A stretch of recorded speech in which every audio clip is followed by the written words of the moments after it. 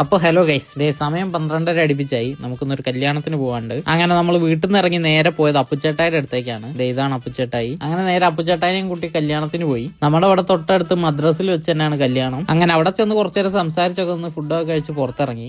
ആദ്യമായിട്ട് കാവ കുടിച്ചു നോക്കിയിട്ടുള്ള എക്സ്പ്രഷൻ ആണ് അപ്പുച്ചേട്ടായിന്റെ മുഖത്ത്. സംഭവം ഞാനും കുടിച്ചു നോക്കി. ഫസ്റ്റ് സിപ്പിൽ എനിക്ക് വലിയൊരു ഇത് തോന്നിയില്ലെങ്കിലും രസമുണ്ടായിരുന്നു. പിന്നെ നമ്മൾ മൂന്നാളും കൂടി അപ്പുച്ചേട്ടായിന്റെ അവിടെ പോയി കുറെ പാട്ടൊക്കെ കേട്ട് അങ്ങനെ ഇരുന്നപ്പോ എനിക്കൊരു കോള് വന്ന്. വേറെ ആരുമല്ല, എന്റെ ഫ്രണ്ട്സ് തന്നെയാണ്. ഈ വണ്ടിയുടെ ഒരു വീഡിയോ എടുക്കാണ്ട് അതിന് പോവാണ്.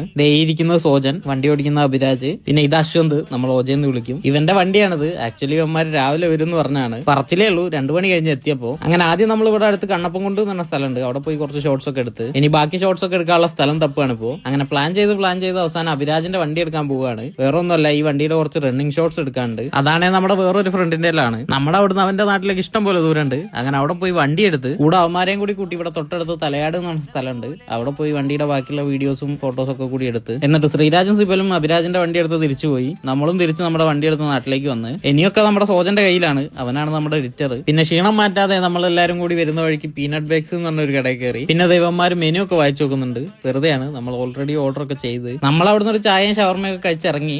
രാത്രിയായി. ഇനി വേറെ ഇങ്ങോട്ടില്ല, നേരെ വീട്ടിലേക്കാണ്. അങ്ങനെ നമ്മൾ വീടിന്റെ അടുത്ത് എത്തി. അവന്മാർ എന്നെ ഇറക്കി തന്നിട്ട് തിരിച്ചു പോയി. നമ്മൾ ഉച്ചയ്ക്ക് പോയതാണ്. തിരിച്ചെത്തിയപ്പോ 8 മണിയായി. അപ്പൊ എന്തായാലും അത്രയല്ല ഇന്നത്തെ വീഡിയോ. Bye guys.